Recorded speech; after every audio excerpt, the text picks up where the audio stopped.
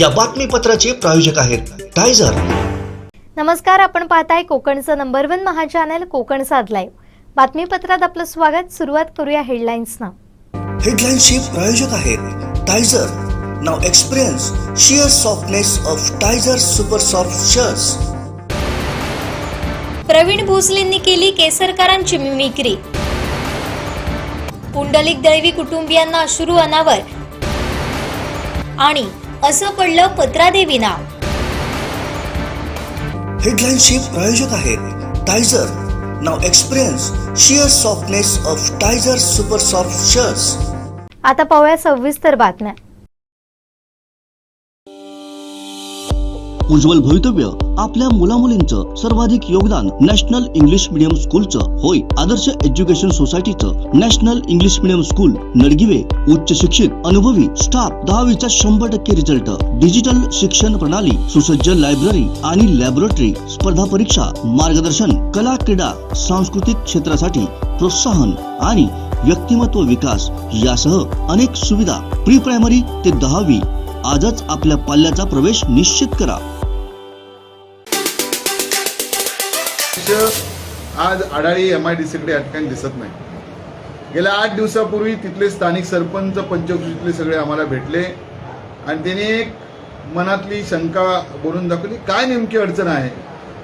आणि म्हणून मग त्याने एक असा पुढे विचार मांडला की आम्हाला आमच्या जिल्ह्यातले जवळजवळ 18 ते 20 हजार मुलं ही गोव्यामध्ये त्या ठिकाणी काम करायला जातात.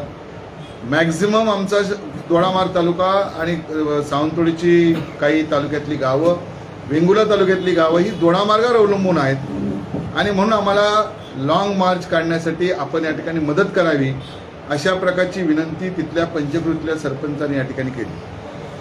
आम्ही एक विचार केला की सरकार जरी आमचं या ठिकाणी असलं तरी पण त्या लोकांची भूमिका 100% योग्य आहे का. यापूर्वी सुद्धा या जिल्ह्यात अनेक प्रकल्प यायला सुरुवात झालेली होती. सी वर्ल्ड प्रकल्पासाठी आम्ही मालवण तालुक्यातल्या तोंडवलीला सुरुवात झालेली होती, पण त्यावेळेचे आत्ताचे राजकीय सेनेची मंडळी त्यांनी त्या ठिकाणी विरोध केला.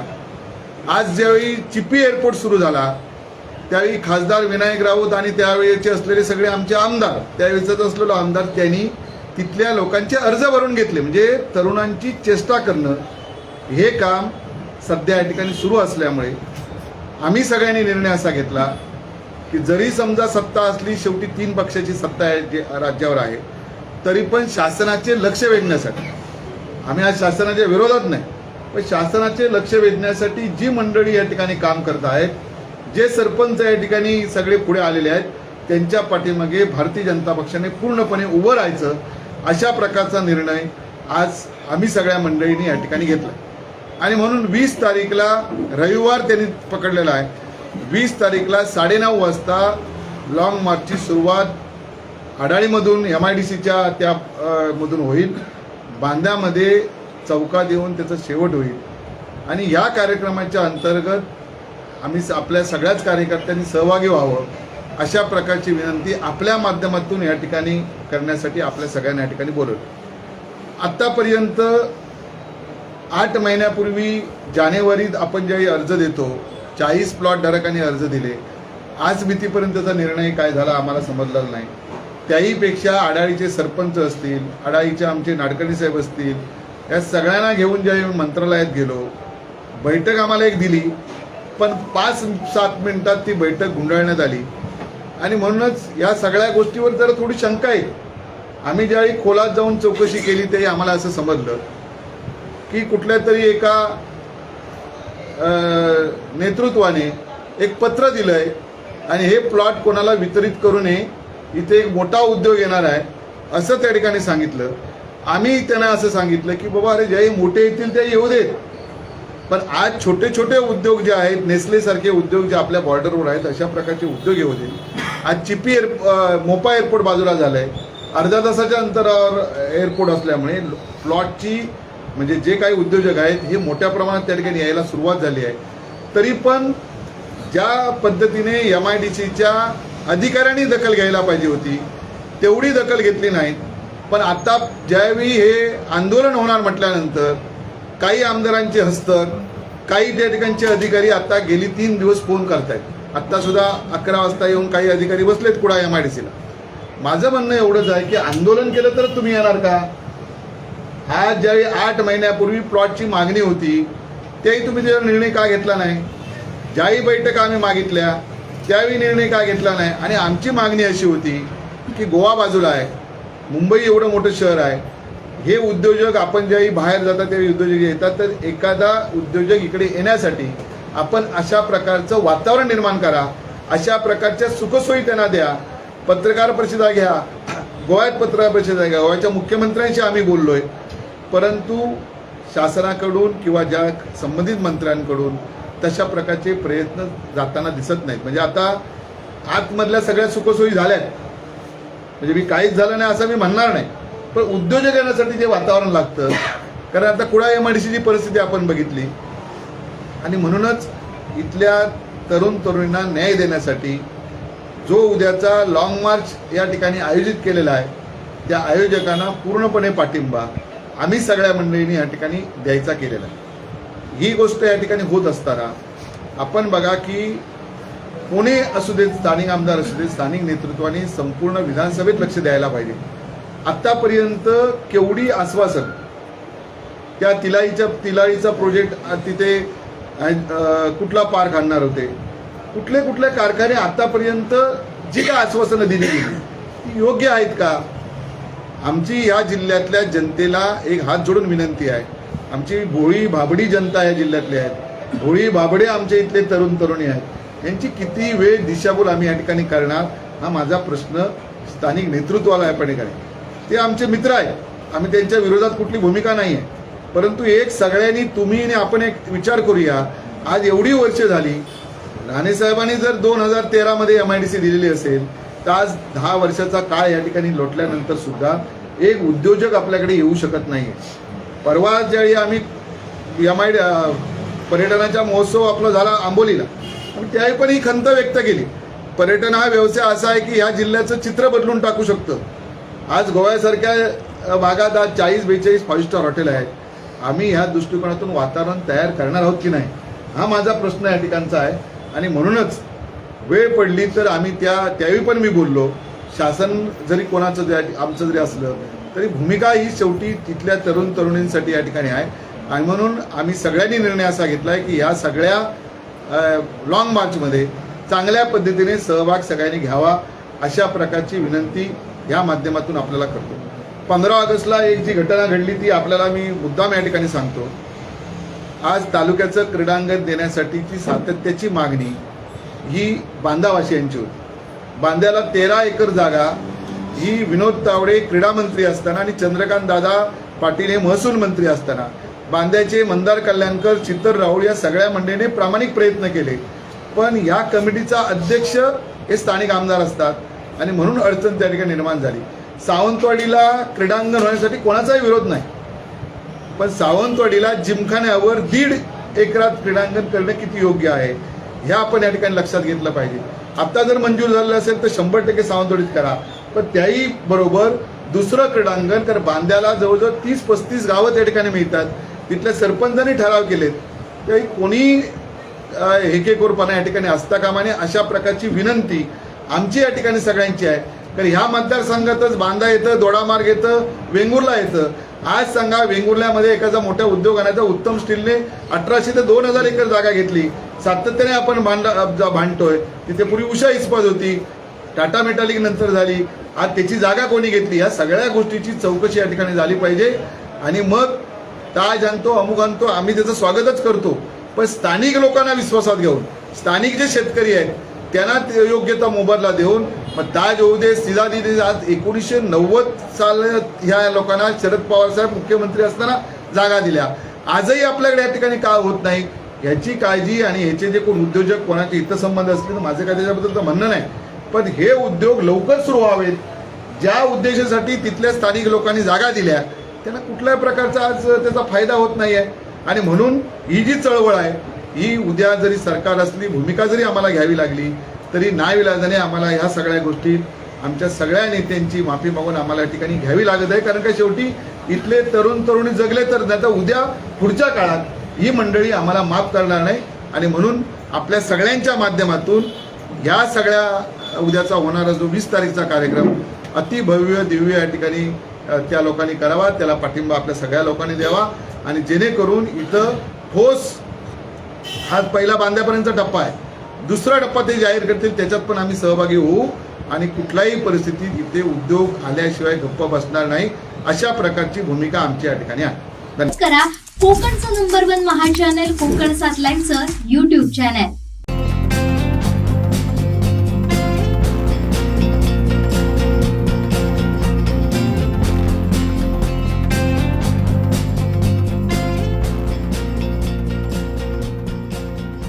अनंत टिप्या रिफ्रेश व्हा. राष्ट्रवादी काँग्रेस पार्टीचे तालुकाध्यक्ष पुंडलिक दळवी यांचा वाढदिवस शिरोडा नाका येथील दिव्यांग विकास आणि प्रशिक्षण केंद्रात साजरा करण्यात आला. दिव्यांग मुलांसोबत केक कापून खाऊ वाटप करून वाढदिवस साजरा करण्यात आला.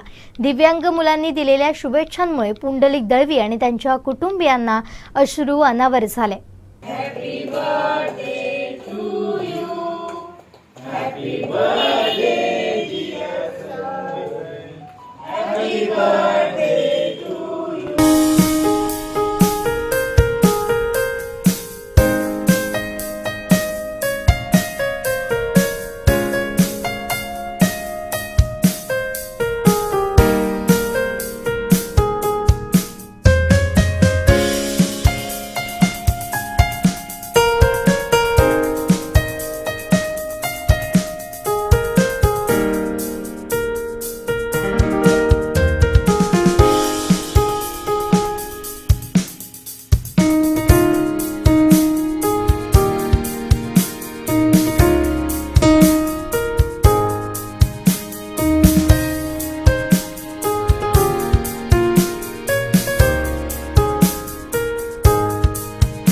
करा कोकणचं नंबर 1 महा चॅनल कोकण सातलाईनचं YouTube चॅनल.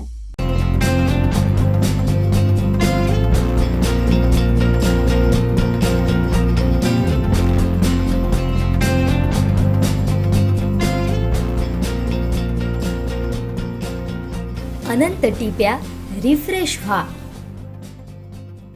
पुरातत्व विभागानं ऐतिहासिक विजयदुर्ग किल्ल्यावर झेंडा बसवला असून हा झेंडा सतत फडकत राहणार आहे. 365 दिवस आणि रात्र फडकत राहणार आहे. स्वातंत्र्याच्या अमृत महोत्सवानिमित्त भारतीय पुरातत्व विभागाच्या वतीनं 15 ऑगस्टला प्रथमच किल्ल्यावर ध्वजारोहण करण्यात आलं. हा फडकवण्यात आलेला तिरंगा सतत फडकत राहणार आहे.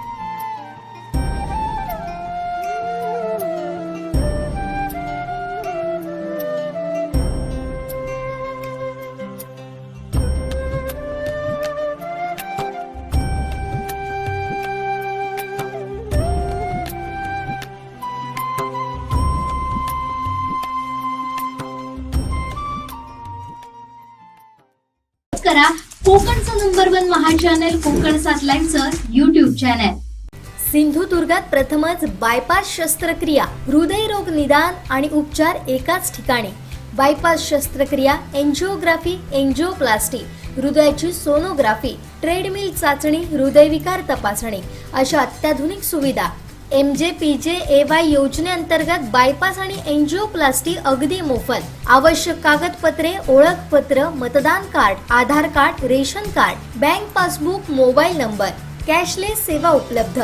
Super speciality life time hospital, Padve, Kasal Malvan मार्गालगत, तालुका कुडाळ, जिल्हा सिंधुदुर्ग. देवगड तळे बाजार येथील नूतन ATM मशीनचं उद्घाटन आमदार नितेश राणे यांच्या हस्ते पार पडलं. आमदार नितेश राणे यांनी श्रीफळ वाढून तर जिल्हा बँक अध्यक्ष मनीष तळवी यांनी फीत कापून ATMचा शुभारंभ केला.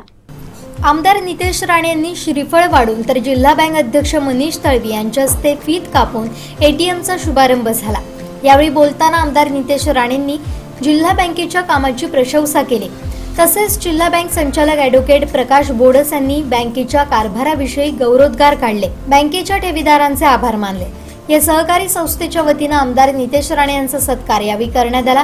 कार्यक्रमाला विद्या विकास मंडळ जामसंडे या संस्थेचे अध्यक्ष तथा बँकेचे माजी संचालक माजी आमदार ॲडव्होकेट अजित कोकटे, जिल्हा बँक संचालक प्रकाश बोडस, तळवडे सरपंच पंकज दुखंडे, आरिफ बगदादी, भाजपा पदाधिकारी संतोष किंजवडेकर, जिल्हा उपाध्यक्ष बाळ खडपे, जिल्हा कार्यकारिणी सदस्य संदीप साटम, कार्यकर्ते उपस्थित होते. तसेच जिल्हा बँक कर्मचारी आणि ठेवीदार आदी उपस्थित होते। या कार्यक्रमाचं सूत्रसंचालन शरद सावंत यांनी केलं, तर आभार प्रदर्शन प्रमोद गावडे यांनी केलं। आज आपल्या सिंधुदुर्ग जिल्हा बँकेच्या 41व्या ATM सेंटरचं उद्घाटन आमच्या सगळ्यांच्या उपस्थितीमध्ये आताच झालेलं आहे। याच्या अगोदरच्या मान्यवरांनी काही महत्त्वाचे विचार आपल्या समोर मांडले। प्रामुख्याने बँकेच्या व्यवहार किंवा सिंधुदुर्ग जिल्हा बँक आणि सामान्य नागरिक यांच्यामधलं जे नातं असतं ते विश्वासाचं असलं पाहिजे। जेवढा बँकेवर आपला विश्वास वाढेल तेवढाच बँकेचा कारभार वाढतो आणि तेच सांगण्याचा प्रयत्न आम्ही सगळेजण आपल्या आपल्या माध्यमातून आपल्या समोर करतोय। करा कोकणचं नंबर 1 महा चॅनल कोकण 7 लाईव्हचं YouTube चॅनल। तांबूस फुटता उधळलाली भूपाळी रामपारी दिशा नाही उजळल्या आल गोकुळ आपुल्या दारी निर्भेळ आणि सकस चवीच गोकुळ लई भारी। गोकुळ दूध संघाची दर्जेदार दुग्ध उत्पादने गोकुळ दूध, दही, तूप, दूध powder, cooking butter, table butter, paneer, इलायची श्रीखंड, आंबा श्रीखंड, फ्रूट श्रीखंड, ताक आणि लस्सी। गोकुळ दूध आणि दर्जेदार दुग्ध उत्पादने, चव आहे कोल्हापुरी, गोकुळ लई भारी।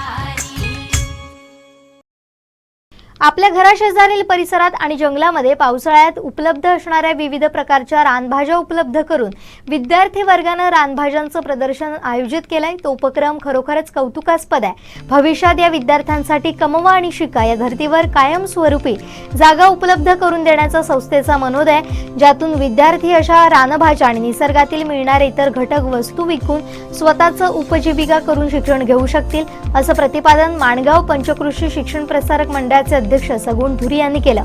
माणगाव हायस्कूल येथील रानभाज्यांच्या प्रदर्शनाचं आयोजन करण्यात आलं होतं। त्या उद्घाटन प्रसंगी ते व्यासपीठावरून बोलत होते। यावेळी संस्थेचे CEO वीना आकेरकर, सचिव एकनाथ केसरकर, उपमुख्याध्यापक संजय पियणकर, पर्यवेक्षक चंद्रकांत चव्हाण, मार्गदर्शक शिक्षक गिरीश घोसावी, सीमा पाटील यांसह शिक्षक आणि विद्यार्थी वर्ग उपस्थित होते। ही लाजरीची भाजी आहे। आमच्या कोकणात जवळजवळ सगळ्यांकडेच ही उपलब्ध असते। आपल्याला वाटतं की आपण त्याला हात लावल्यावर लगेच हे होतं आणि याचं काही आपलं जास्त महत्त्व पण नाही, पण याचा खरं औषधी गुणधर्म हा मूळव्याधवर आहे। मूळव्याध जर कुणाला झाली असेल त्याचं आपण औषध पण करतो आणि याची मुख्य प्रमाणात म्हणजे भाजी सुद्धा करतो। अच्छा।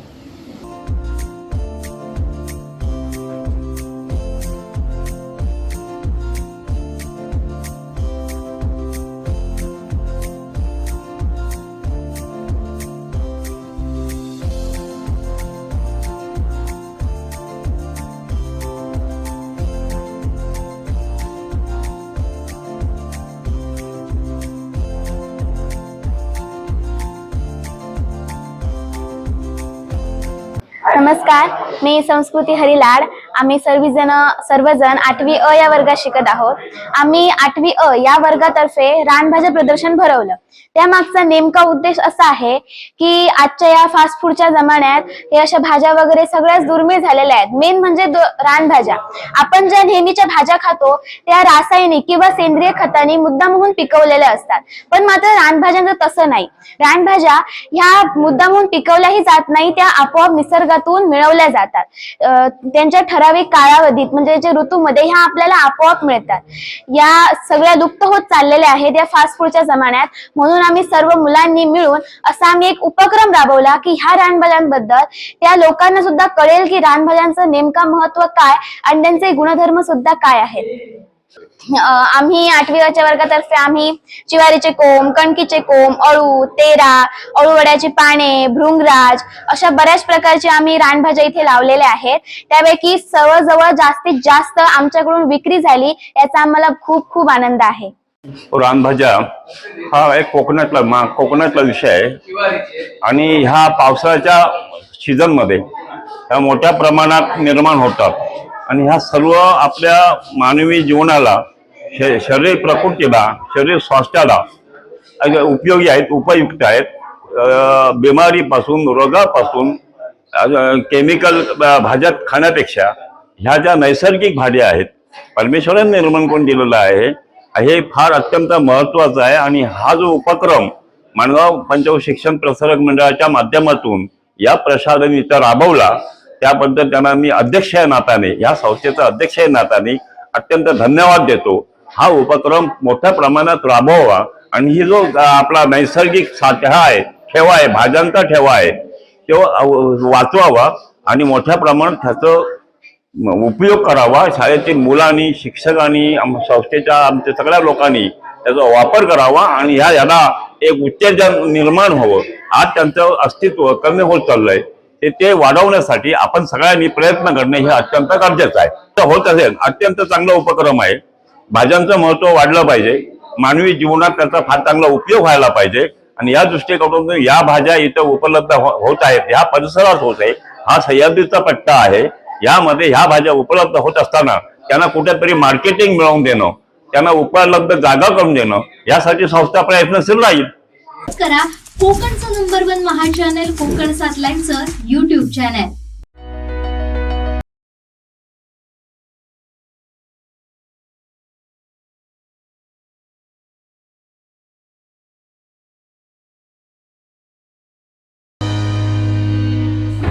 राष्ट्रवादी काँग्रेस पार्टीचे सावंतवाडी तालुकाध्यक्ष पुंडलिक दळवी यांचा वाढदिवस विविध सामाजिक उपक्रमातून साजरा करण्यात आला. यावेळी सर्व स्तरातील मान्यवरांनी त्यांच्यावर शुभेच्छांचा वर्षाव केला. वाढदिवसाच्या निमित्तानं सावंतवाडी नगरपालिकेच्या सफाई मित्रांना धान्य वाटप करण्यात आलं.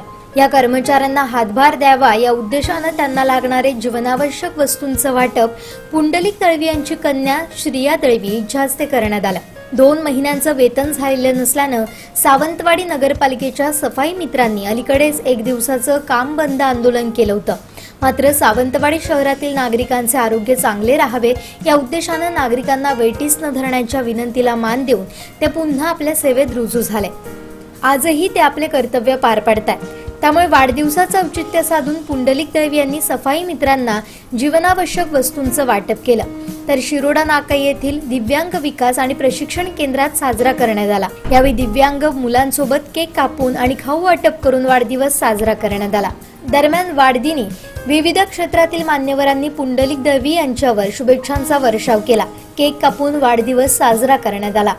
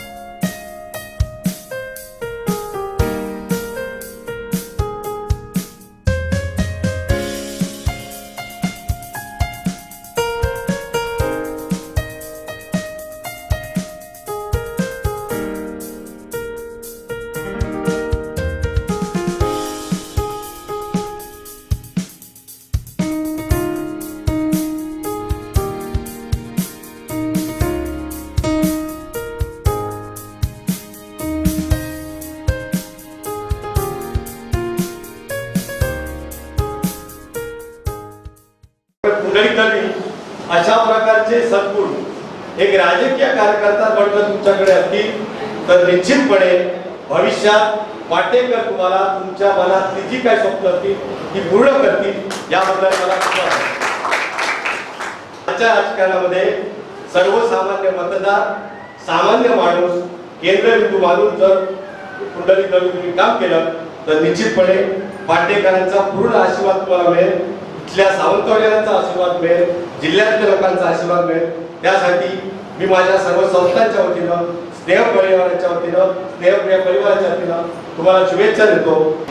खरं बघा, मी नेहमी पंडित बरोबर काम करत असताना मध्ये हल्ली जे राजकीय उलाढाल झाले त्यामध्ये मला थोडीशी भीती पण वाटली. उद्या तुम्ही जाताय की काय, पण मी संध्याकाळी यांना फोन केला तर म्हणाले मोठे साहेब जिकडे आहे तिकडे आम्ही राहतो. तर आम्हाला तेवढा विश्वास होता की मोठे साहेब नेहमी महाराष्ट्राबरोबर राहतील आणि तो मोठा आनंद कसं करतो. आणि हे जर बघितलं तर येणाऱ्या काळामध्ये तुम्हाला बरोबरच फ्युचर आहे हे मला वाटतं. आपण एकत्र असेच राहू. येणाऱ्या काळामध्ये आपण जे आपल्या दोघांच्या मनामध्ये नेहमी जे आहे ते आपण नक्कीच करू. या सावंतवाडी शहराला दाखवू आणि आम्ही तुम्हाला कधीही त्या ठिकाणी एक राष्ट्रीय काँग्रेस म्हणून कधीही कमी पडायला देणार नाही. 100% तुम्हाला पुंडलिक दळवी त्यांनी अल्पावधीतच आपली राजकीय कारकीर्द स्वबळावर स्वकर्तृत्वाने वाढवलेली आहे आणि त्यातूनच जनसामान्यामध्ये काम करीत असताना, अगदी तळागाळामध्ये काम करीत असताना एक वेगळंच नातं निर्माण केलेलं आहे. आणि आता आमचे जिल्हाध्यक्ष सामंत साहेबांनी पण सांगितलंय, हा हाडाचा कार्यकर्ता आहे, धडाडीचा कार्यकर्ता आहे. जवळचे स्नेही आणि आमच्या राष्ट्रवादी काँग्रेस पक्षाचे अध्यक्ष पुंडलिक दळवी यांचा आहे. आपल्याला जो देश पाहिजे आहे तो आपल्याला शरद पवार साहेबांच्या विचाराचा, राहुल गांधी यांच्या विचाराचा, इंडिया विचाराचा देश आणि महाराष्ट्र आपल्याला पुढे घडवायचा आहे. आणि त्या अनुषंगाने आम्ही सगळे इथे हे उपस्थित आहोत. हे सगळे पवार साहेबांच्यावर राहणार विचाराने राहणार. अजितदादा ज्या दिवशी शपथविधी झाला, रविवार होता आणि मला वाटतं दुपारी 12 वाजता दादांचा शपथविधी झाला आणि पक्षात फूट पडणार हे कुठेतरी स्पष्ट झालं. आणि तुम्हाला सांगायला सगळ्यांना मला अभिमान वाटतो की 1 वाजता मला पुंडलिक दळवींचा फोन आला. तिकडे अजितदादांचा शपथविधी चालू आहे आणि दळवींचा मला फोन आला की काही झालं तरी आम्ही शरद पवार साहेबांबरोबरच राहायचं ठरवलेलं आहे. म्हणजे एवढ्या तर्फेने, एवढ्या निष्ठेने सांगणारा एकमेव कार्यकर्ता जिल्ह्यातून मला मिळाला होता. आणि आज मला हे सगळ्यांसमोर सांगायला खूप बरं वाटतं की अशा निष्ठावंत कार्यकर्त्यांची सदा कुठेतरी राजकारणात कमी आहे. माझं मित्र पुंडलिक दळवी साहेबांचा वाढदिवस आहे. अनेक ठिकाणी खूप खूप छान काम ते करत असतात. मला अभिमान वाटतो की असे तालुकाध्यक्ष राष्ट्रवादी काँग्रेस पक्षात आहेत आणि कुठेतरी त्यांचे जिल्हाध्यक्ष म्हणून काम करत असताना अशांची साथ मला मिळते हे सुद्धा मला खूप आदरपूर्वक सांगायला लागतं. आज बराच वेळ झालेला आहे. आमचे धोळामाचे तालुकाध्यक्ष आलेले आहेत, आमचे गवस्कर आलेले आहेत, त्या सगळ्यांचं स्वागत आहे. पुढील वर्षी लवकरच निवडणुका होतील असं दिसत आहे. मग त्या नगरपालिकेच्या असतील, जिल्हा परिषदच्या असतील, पंचायत समित्यांच्या असतील. पुंडलिक दळवी सारख्या कार्यकर्त्यांचे विचार जे एकसंघपणे, एकनिष्ठपणे पक्षात राहिलेले आहेत यांना अशा लोकांचा विचार करून त्यांना सर्वप्रथम संधी दिली जाईल असं सुद्धा मला आज इकडे जाहीर करायचं आहे. पुंडलिक दळवींना त्यांच्या पुढील राजकीय वाटचालीसाठी आणि भावी आयुष्यासाठी शुभेच्छा देतो. कार्यक्रम काल दुपारनंतर मी तर नकोच नाही होतो, परंतु आमचे शहराध्यक्ष देवेंद्र आणि जयकुमार खान यांना नाही यावेळी कार्यक्रम व्हायलाच पाहिजे. छोट्या असला तुम्ही नाही बोलत की आम्ही साजरा करणार आणि अगदी दुपारनंतर या कार्यक्रमाचं सुरुवात साजरे केलं. आणि सर्वात महत्वाचं म्हणजे माझ्या 43 वर्षाच्या आयुष्यात जो काही सर्वात सुखद आणि संवेदनशील आणि भावनात्मक जो पुढचा कार्यक्रम झाला असेल तर आमच्या सुरेश खांडे आजच्या लोकांवर जे मध्यंतर मला स्वराला माझा वाढदिवसाचा कार्यक्रम कीर्तन साजरा करण्यात आला. खरोखरच माझी मुलगी होती तिथे उपस्थित, माझा मुलगा होता. तो सुद्धा तिथे भावनिक झाला होता. त्यांना आवडत नव्हतं. तुमची परमेश्वराने आपल्याला खूप काही दिलेला आहे, तरी सुद्धा आपली परमेश्वर दाखला असते. परंतु आज कुठेतरी यांना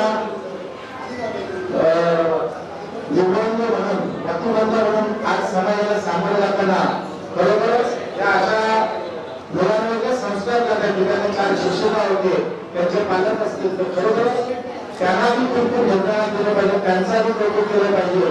कारण घरातील आपल्या 2 सुस्थितीत असलेली मुलं सांभाळताना आपले नाते होतात, परंतु प्रतिबंध मुलांना सांभाळलं नाही. खरोखरच खूपच मोठी चांगली गोष्ट आहे. या आम्हाला सकाळी तिथे अनुभवच राहिली. त्यामुळे मी सुरेश खानदारांचे धन्यवाद देतो.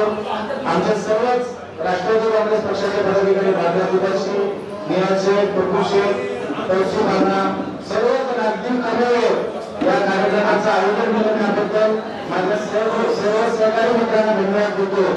बऱ्याच वेळ काढून इथे उपस्थित राहिल्याबद्दल सर्वांचे पुन्हा एकदा मनापासून आभार व्यक्त करतो. तुमच्या या सर्वांवर मला बरोबर काम करण्याची ऊर्जा मिळते आणि मला वाटतं सहसा पत्रकार कधी कुठं राष्ट्रीय किंवा एखाद्या नेत्यांच्या कार्यक्रमात व्यक्त होत नाही, परंतु आजचे आमचे मराठा समाजाचे तालुकाध्यक्ष सीताराम नायडू आणि घराण्याचे पत्रकार सीताराम नायडू आज माझ्याबद्दल 2 शब्द व्यक्त केले, त्याबद्दल मी सीताराम नायडूंचे सुद्धा ऋण या ठिकाणी व्यक्त करतो.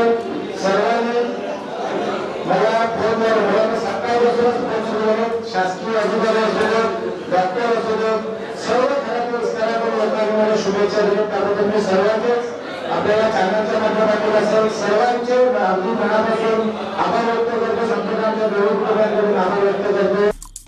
आमचे दिवसभरातले सर्व अपडेट्स, ताज्या घडामोडी आणि थेट लाईव्ह पाहण्यासाठी सबस्क्राईब करा, लाईक करा कोकणचं नंबर 1 महा चॅनल कोकण 7 लाईव्हचं YouTube चॅनल. आता डोळ्यांच्या सर्व आजारांवर अत्याधुनिक उपचार कणकवलीत, तेही अगदी माफक दरात.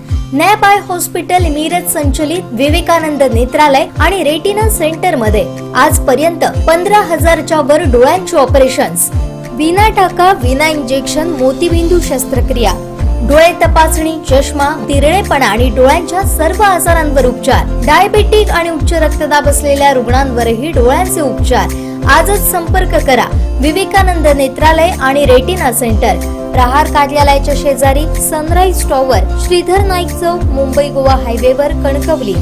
राष्ट्रीय ग्रामीण जीवनोन्नती अभियानांतर्गत राष्ट्रीय स्तरावरील एकात्मिक शेती आणि पशुधन क्लस्टरवरती ओरिएंटेशन क्रम इंडक्शन या विषयावरती कार्यशाळा सिंधुदुर्ग जिल्ह्यात संपन्न झाली. या कार्यशाळेबद्दल उपसंचालक रमण वाधवा यांनी माहिती दिली. ते काय म्हणाले पाहूयात. भारत सरकार की एक विशेष योजना DNRLM है, जिसके अंतर्गत आज की डेट में लाइवलीहुड्स पर एक फोकस वे में काम किया जा रहा है. और लाइवलीहुड्स में 2 सेक्टर हैं, फार्म और नॉन फार्म. फार्म के ही एक भाग है लाइफ स्टॉक 1 और दूसरा है इंटीग्रेटेड फार्मिंग क्लस्टर्स. कुछ 2-3 साल पहले एक स्टडी हुई थी जिसमें आया था लाइफ स्टॉक जो सेक्टर है इससे इनकम होने की संभावनाएं प्रचुर हैं. तो इसीलिए ये सोचा गया कि क्यों ना हम इसे एक इंटीग्रेटेड वे में काम करें और साथ ही साथ लाइफ स्टॉक को अलग अलग ना करते हुए हम क्लस्टर अप्रोच में या संकुल स्तरीय हम लोग उसे बढ़ावा दें. तो उसी प्रक्रिया में ये एक प्लानिंग की गई कि हम सबसे पहले इंटीग्रेटेड फार्मिंग क्लस्टर्स करें. शुरुआती दौर पर हमने इसकी कुछ चुनिंदा विकास खंडों में इसका प्रारंभ किया, कुछ राज्यों में, और अभी इस साल से 23-24 से इसे संपूर्ण भारतवर्ष में हमने इसकी शुरुआत की है.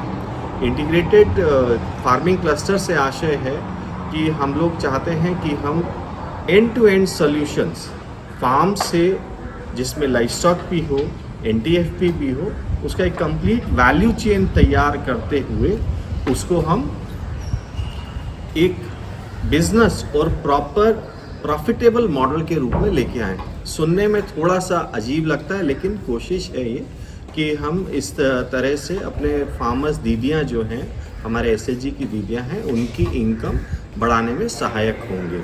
उसी कड़ी में यहाँ महाराष्ट्र में महाराष्ट्र SRLM के सहयोग से ये कार्यशाला आयोजित की है. जिसमें जितने भी राज्य, ये 13 राज्य जो यहाँ आए हैं, और महत्वपूर्ण है कि इसमें हमारे पास लद्दाख, अंडमान जैसे यूटीज़ हैं, जम्मू कश्मीर हैं, वहाँ के भी हमारे साथी इस कार्यशाला में उपस्थित हुए हैं। तो हम इसमें उनको सेंसिटाइज कर रहे हैं, उनका उन्मुखीकरण कर रहे हैं कि किस तरह से आपको अपने राज्य में, अपने क्षेत्र में इस पूरे कार्यक्रम का विस्तार करना है। लाइवस्टॉक के अगर हम देखें तो उसमें सबसे ज़्यादा महत्वपूर्ण है कि हम किस तरह से इन प्राणियों के माध्यम से अपने दीदी की आय कर सकते हैं। वो लोग पहले से ही ये कर रहे हैं। हमारे pass DAST, department of animal husbandry, बहुत अच्छा डिपार्टमेंट है जो ये काम कर रहा है। लेकिन क्या हम इसे क्लस्टर रूप में एक साइंटिफिक वे से काम कर सकते हैं, उस दृष्टिकोण को देखते हुए कोशिश की गई है कि हम एक क्लस्टर अप्रोच में इसमें काम करें। और इस क्लस्टर अप्रोच को आगे बढ़ाने में सबसे ज़्यादा जो महत्वपूर्ण बिंदु है वो है कि इसको करेगा कौन। तो उसे करने के लिए हमारे पास पशु सखी, जो हमारी SHG दीदियाँ हैं, उनमें से कुछ लीडर्स के रूप में जो एनिमल हस्बेंड्री का काम सीख सकती हैं, इच्छा रखती हैं, तो उनको विशेष प्रशिक्षण दिया जाता है। ये प्रशिक्षण कुछ तो हम अपने SRLM के सहयोग से देते हैं, हमारे मॉड्यूल्स बने हैं। साथ ही हमने कोशिश करी है कि अब भारत सरकार का जो डिपार्टमेंट ऑफ एनिमल हस्बेंड्री है, हमने उनके साथ मिलके पूरे देश में हम हेल्प, जो पशु सखीज़ हैं उनको हेल्प के रूप में हम ट्रेन करेंगे और उनको जो है विशेष प्रशिक्षण देते हुए वो एनिमल हस्बेंड्री के काम में आगे बढ़ाने में एक एक्सटेंशन वर्कर के रूप में कार्य करेंगे। और बड़ी ये अच्छी बात रही कि इस कार्यक्रम में हमारे साथ DASD के डायरेक्टर भी भागीदार रहे, महाराष्ट्र SRLM के उच्च अधिकारी भी यहाँ पे उपस्थित रहे, सभी 13 राज्यों के SPMs यहाँ रहे जिन्होंने इस कार्यक्रम को समझा। और क्योंकि कार्यक्रम, हमारा उद्देश्य है कि ये एक बिजनेस मॉडल के रूप में रहे, तो हमारी कोशिश रही है इस जो आज 3 दिन की ये कार्यशाला थी कि इसमें हम उन्हें बिजनेस प्लान्स के बारे में भी जानकारी दें। यानी कि जो हम काम कर रहे हैं फार्म सेक्टर में, be it farming, agricultural sector alone और life stock added, they should work on a enterprising model. तो कोशिश है कि हमारे पास अच्छे एग्रीप्रेन्योर्स निकल के आएंगे जिनकी आय, जैसा भारत सरकार में अभी मंशा रखी गई है कि कम से कम हर दीदी जो है 1 लाख या उससे अधिक की आय एक रेगुलर बेसिस पे, सस्टेनेबल बेसिस पे उसको होनी चाहिए। इनकम हो सकता है उनके पास हो, लेकिन ये एक एडिशनल इनकम की बात हम कर रहे हैं कि उन्हें अच्छी आय भी होनी चाहिए और सस्टेनेबल बेसिस पे होनी चाहिए। ऐसा नहीं कि 3 महीने हुआ फिर 2 महीने का गैप आ गया, या फिर 6 महीने का हुआ और फिर 6 महीने काम है, 6 महीने नहीं है। तो कोशिश है कि रेगुलर उनको हो। प्रयास जारी है राज्यों के साथ मिलके, और मुझे उम्मीद है कि हम आने वाले समय में काफ़ी और अच्छे रिजल्ट्स इस फार्मिंग सेक्टर में SHG दीदियों के सहयोग से कर पाएंगे।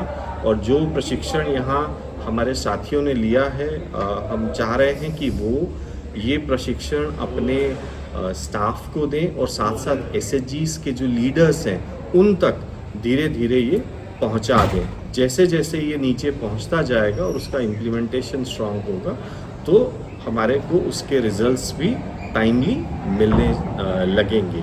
कोशिश है कि आगे आने वाले समय में हम इस तरह की अन्य राज्यों में भी कुछ वर्कशॉप करेंगे। अभी तो ये रीजनल थी, फिर स्पेसिफिक जिलेवार भी वर्कशॉप करने का एक विचार है हमारे अधिकारियों के जो निर्देश हैं, उस तरह से हम इसे नीचे तक पूरा लेकर जाएंगे और रिजल्ट ओरिएंटेड इसका कार्य करेंगे। नेवरदलेस मॉनिटरिंग इसमें एक इम्पॉर्टेंट काम रहेगा, तो कोशिश है कि हम एक अच्छा मॉनिटरिंग मैकेनिज्म भी इसका साथ साथ डेवलप करते रहेंगे। आमचे दिवसभरातले सर्व अपडेट्स, ताज्या घडामोडी आणि थेट लाईव्ह पाहण्यासाठी सबस्क्राईब करा, लाईक करा कोकणचं नंबर 1 महा चॅनल कोकण 7 लाईव्हचं YouTube चॅनल।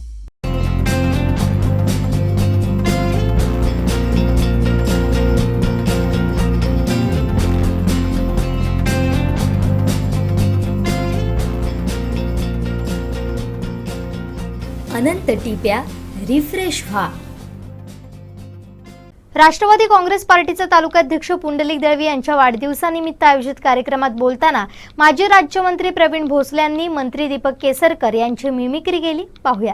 ज्याने एवढी पदं मिळवली, गोल्ड मेडल घालत आहे, आताही गोल्ड मेडल घालून त्याच्यापुढे आता भाजपच्या जनतेसुद्धा गोल्ड मेडल घालून मला भाजपच्या अजित पवारला तर कर्ज अजित पवारला तर कर्ज अजित पवारला तर कर्ज आणि एवढी सगळी गोल्ड मेडल घेऊन तुझं कार्य काय? सावकाळी लोक प्रश्न विचारताय. त्यांच्या जवळचे भावबंद त्यांचे भारतीय जनता पक्षाचे लोक त्यांना विचारतात. करा कोकणचं नंबर 1 महा चॅनल कोकण 7 लाईव्हचं YouTube चॅनल. शेवटी ठळक घडामोडी पुन्हा एकदा. हेडलाईनचे प्रायोजक आहेत Tyzer. Now experience sheer softness of Tyzer super soft shirts. Praveen भोसलेंनी केली केसरकरांची मिमिक्री. पुंडलिक दळवी कुटुंबियांना अश्रू अनावर आणि असं पडलं पत्रादेवी नाव. हेडलाईनचे प्रायोजक आहेत Tyzer. Now experience sheer softness of Tyzer super soft shirts. बातमीपत्रात वेळ झाली इथंच थांबण्याची. पाहत राहा कोकणचं नंबर 1 महा चॅनल कोकण 7 लाईव्ह. धन्यवाद.